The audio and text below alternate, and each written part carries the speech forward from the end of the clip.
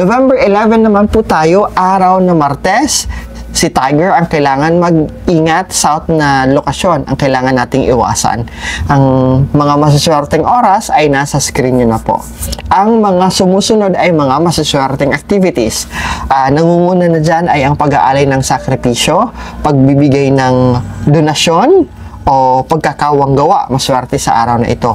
Paliligo sa dagat, sa ilog, o sa swimming pool ay maswerte sa araw na ito. Lalong-lalo na yung paliligo sa dagat. When you wanted to cleanse your aura, and you wanted to cleanse your body, magbabad kayo ng ilang oras sa dagat.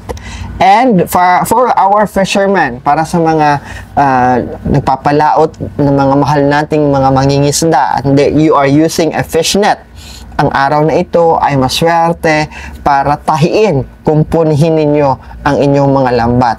Dahil kung susundin ninyo, asahan ninyo na pagbalik ninyo sa pagpapalaot at pangunguha ng isda, malalaki na ang isda o maraming isda ang inyong makukuha.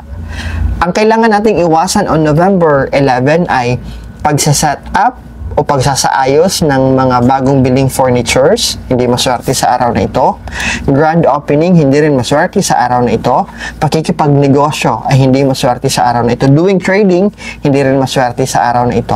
Pagbili ng bagong sasakyan, pagdalo ng libing ng patay ay hindi safe sa araw na ito. Pagpapakasal ay hindi rin maswerte sa araw na ito. And lastly, hindi rin maswerte sa araw na ito na i-install ninyo, set up ninyo yung mga bagong biling appliances.